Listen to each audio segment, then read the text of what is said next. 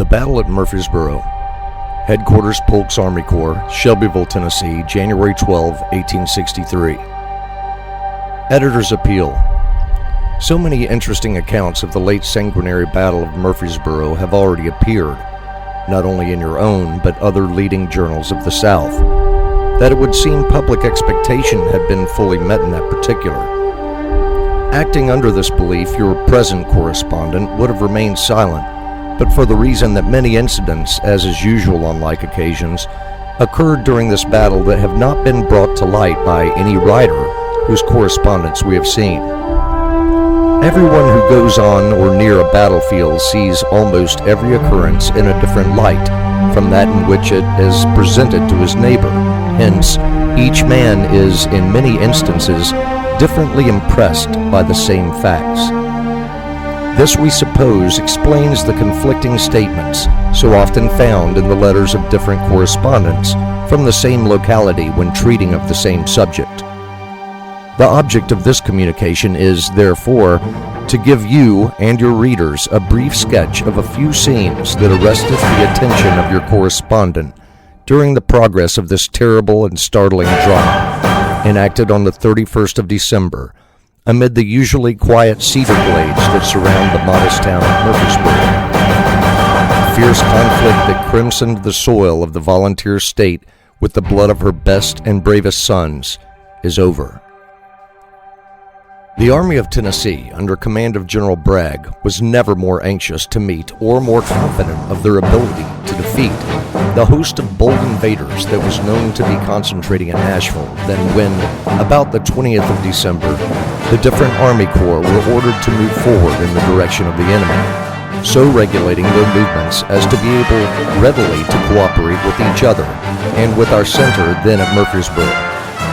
Everything remained ominously quiet until Saturday, the 28th of December, when we were somewhat startled to learn that our advanced pickets stationed at Laverne on the Nashville Pike were being driven back by a large force of the enemy, while at the same time a heavy column had advanced by way of Triune and forced the portion of Lieutenant General Hardee's corps stationed at that place to withdraw in the direction of Murfreesboro. It now became evident that General Rosecrans had at last solved the problem of whether he would stay in Nashville and starve or march his army out and give us battle, taking the chances of getting badly whipped as a result of the experiment. He chose the latter, probably more readily as he had doubtless heard that a portion of General Bragg's army had been sent to Mississippi, leaving, as the Dutch general supposed, a force so small they would fly at its approach, or if they dared to stand against his legions, that he would be able to crush them by the mere force of his greatly superior numbers. Thus, thought the proud monarch of Persia when he set out to overrun Little Greece and subjugate her chivalrous and patriotic people. But a handful of Spartans, animated by that love of freedom which renders armies invincible, met the base tools of Eastern despotism upon the threshold of their country and taught them in one stern lesson the utter folly of attempting to conquer a people determined to be free. So on every battlefield where the heroic sons of the South have met the northern hirelings, the same teachings have been repeated. When Rosecrans advanced upon Murfreesboro with his finely armed and equipped army of nearly 60,000 men, could have made a reconnaissance a few miles in front of his column, he would have beheld a sight which, if he is practical in reading the strange mysteries of the human heart, would have made him tremble for the safety of the thousands whose movement depended upon his will.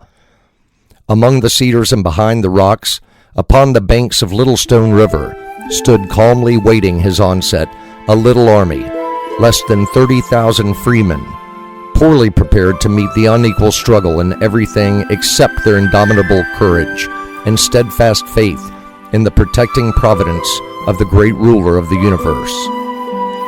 These brave men, badly clad, worn out with long watching and ceaseless labor, shivering in the cold wind with no protection from the sleet and rain that had been falling almost incessantly for 3 days past, presented a spectacle that the world has rarely witnessed. To have seen them thus patiently waiting the approach of the enemy, Who would have supposed that they could for a moment withstand the shock of Rosecrans' army? Masses of well-appointed troops, and still more incredible would it have been to suppose that in a few hours they would be driving the immense host of the opposing army in wild confusion from the field, bearing their banners proudly into the very heart of the enemy's camp. Rosecrans, having advanced on Monday within a few miles of Murfreesboro, early on Tuesday morning, he threw out a heavy force of skirmishers to cover his final disposition for the approaching conflict, and commenced a vigorous cannonading all along our entire front, without, however, doing much injury to us. Late in the evening of this day, it was ascertained that a large force of the enemy was massing upon our extreme left, leading to the belief that an effort was being made to turn that wing of our army and reach the town in our rear. In order to thwart this design, it became necessary to send reinforcements to that point. Accordingly, a portion of Hardee's corps, which was on our right, was ordered to move rapidly in that direction. In the execution of this movement, there was an exhibition of courage and endurance upon the part of the troops referred to, mostly from Tennessee and Arkansas, that ought to render them immortal in the history of this war. They had been on constant duty for 4 days, with scarcely time to eat or sleep, yet, when the order was given to change their position, they double-quicked for 6 miles in a drenching rain, and through mud ankle-deep, rushing through their streets of Murfreesboro, stepping as lightly and with their banners waving as proudly as if they had been on a holiday parade. The commander of this division, General Claiborne, may well be proud that he is followed by such an army of heroes. The last day of the year, 1862, dawned brightly upon 2 hostile armies drawn up in battle array, but a few hundred paces apart, each waiting with that intense expectancy which precedes the coming of any dreaded event. In this case, the beginning of that terrible combat which, to many, was to be the last of earthly strife. Scarcely had the rays of the rising sun penetrated the dense shades of the clustering cedars, when the clear report of a rifle, and out upon the cold frosty air presently another, and then a score in quick succession.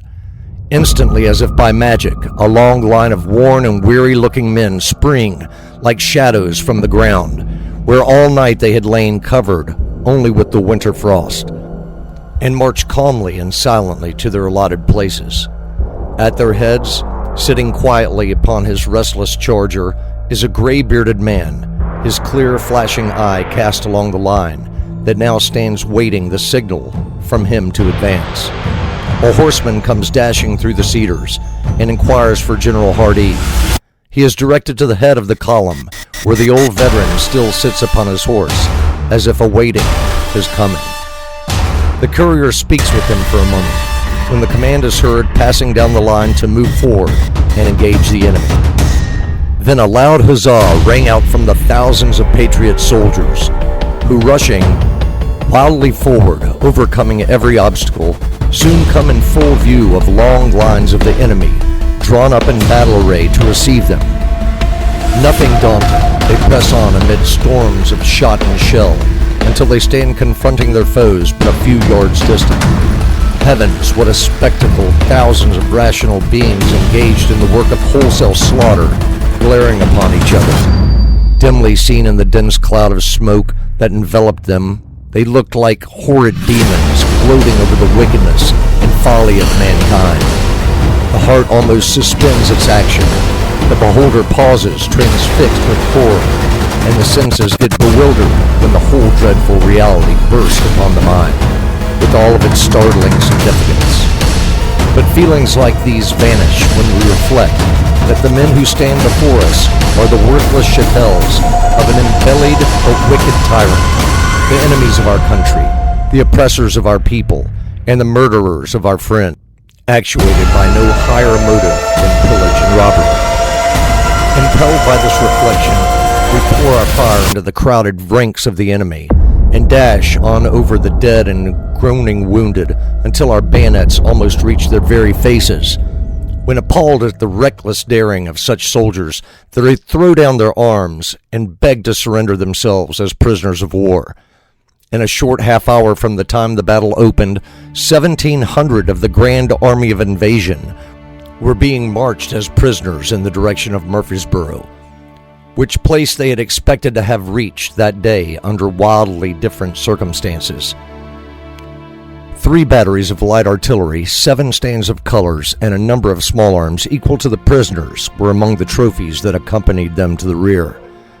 Reforming our lines, we continued to drive the enemy's right wing back upon his center, taking batteries, prisoners, and small arms, and sweeping everything before us in a resistless progress until the whole field for miles is covered with the mangled bodies of his dead, while the groans of all his wounded fell upon the ear from every side. The most horrid sights that the mind could conceive of meet the eyes at every step. Dead and still living bodies, torn and mangled in every possible way, headless trunks, arms, and legs, literally torn from the body, through which, but a moment before, the stream of life was briskly coursing, lay scattered about upon the ground. Some, shot through the brain, were raving in the delirium of approaching death, while others, with the lifeblood slowly ebbing away from mortal wounds in a less vital part, were calmly awaiting the setting of that night that knows no earthly dawn. Some, conscious that the light of earth would soon be shut out from them forever, are faintly whispering in the ear of a passing comrade some message of love to the dear ones at home, whose hearts will be filled with gloom and sadness when the tidings shall come that the absent son, brother, or lover is buried upon the far-off battlefield. Death holds high carnival and reigns supreme all around us, yet the blue cross of our battle flag waves in the front, and bravely the gallant Tennesseans followed it through blood and carnage, over rocks and ravines, through forests and fields, until the enemy, flying in terror, are lost to sight. Our victorious columns are halted.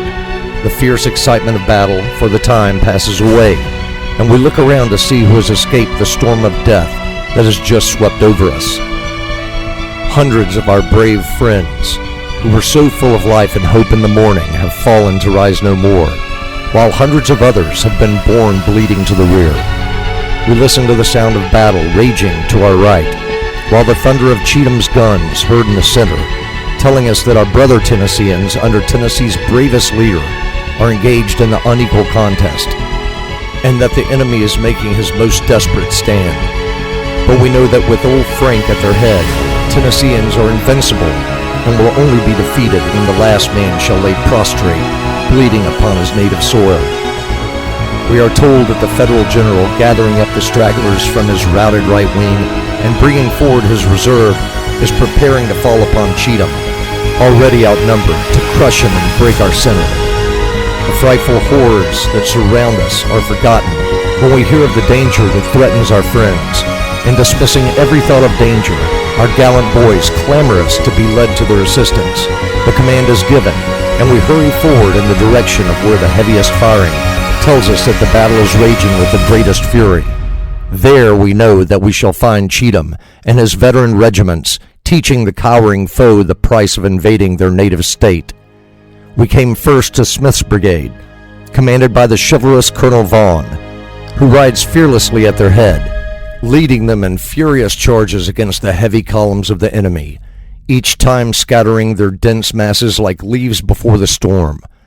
The old 154th, the veteran heroes of Belmont, Shiloh, Richmond, and Perryville, are in the front, bearing themselves as bravely and their colors floating as proudly as on other fields. They charged fearlessly upon batteries and lines of infantry 10 times their own numbers, overthrowing everything that impedes their terrible onset, and drove the enemy in wild confusion before them. The color-bearer falls mortally wounded, but Major Dawson seizes the tattered old banner and, proudly waving it, dashes to the front, gallantly followed by the brave boys who have made it immortal upon so many bloody fields. The enemy, urged by their officers, press around us in countless numbers, seeming as if they will crush us by the mere might of their immense columns. But nobly the brave Tennesseans sustain the proud reputation of the volunteer state. Cheatham, like the proud MacGregor of old, feels that his foot is upon the native hearth, and seems resolved to inspire the northern Vandals with the same terror that made his foes of the Highland chief tremble at the mention of his name. Some regiments ordered to his support faltered for a moment before the sheet of flame that blazed out before them. Dashing forward with the fury of a madman, he seizes a stand of colors and spurs his horse forward in the very midst of the enemy, calling upon the men to follow him. The appeal is irresistible. This reckless daring inspires every man with dauntless courage, and rushing forward amid the smoke and fire that envelops them, they plant their standards where but a moment before the enemy's flag had defiantly floated. The enemy have again fled from our sight. Hardee has driven his right wing for miles, while Cheatham has broken and hurled back his center. More than 4,000 prisoners, 40 pieces of cannon, and great numbers of small arms have fallen into our hands. The sound of battle growing fainter and fainter in the distance, indicating that the enemy is still flying from the field of death, leaving his dead to be buried and his wounded to be nursed by those who come to destroy. Thus was fought the bloodiest battle of the war, and thus was won the most brilliant victory that the future historian of this revolution will have to record. Memphis, the beautiful bluff city, our cherished home, now, alas, under the iron rule of our hated foes, was gloriously represented upon the bloody field of Murfreesboro, and will in the future cherish with pride the names of her gallant soldiers, who on that day so nobly upheld her honor. But alas, the cypress will be wreathed with the laurel, and many a happy home will be the abode of sorrow for the loved ones that sleep in a soldier's grave. Colonel W.B. Ross fell mortally wounded while gallantly leading a charge. His loss will be as deeply felt in the Army as in the circle of his friends at home. The gallant Lieutenant Bunch, too, died like a soldier at the post of duty. Also, Lieutenant Creighton, it is feared, was mortally wounded, and many others whose names will ever be dear to the people of Memphis. Colonel Moses White was wounded early in the action, and a few minutes after Lieutenant Colonel R.D. Frazier fell from his horse, shot through the neck with a minie-ball. Your old friend Captain Mike Klusky had his horse killed under him, but instantly remounting another one, he kept on at his usual place, in front, waving his sword and cheering on the troops. Major John H. Cameron, formerly captain of the Young Guards, while gallantly leading his battalion of sharpshooters in a charge upon one of the enemy's batteries, was struck with a fragment of shell and wounded. Colonel Casey Young rode about through the leaden hail that swept the field, looking as calm and indifferent to passing events as was his wont in the days of yore, when he quietly was strolling down Main Street. I regret to state that a day or two afterward he received an ugly wound in the face, which will probably keep him in his quarters for some weeks. We hope soon to see him in the saddle again, for there is no braver man or more accomplished officer in our army. During the entire fight, he fully maintained his high reputation for cool daring and steadfast and unflinching courage. Colonel Magnanby, as on many occasions, proved himself worthy to command a band of heroes that composed his regiment, while Major Dawson was the being ideal of a brave, dashing soldier. It would be doing gross injustice to two of the most active and efficient officers in our army were we to omit mention of Captains Harbach and Hyde of the Quartermaster Department, who were everywhere where their services were required, regardless alike of danger or fatigue. There were hundreds of our friends and acquaintances who performed deeds of daring that should enter into the history of this fight, but this communication has already reached such a length as to forbid any further details. After a 4 days battle in which we killed and captured not less than 15,000 of the enemy and inflicted incalculable injury upon him and other particulars, we are here waiting until the invaders are ready to advance to meet still greater destruction.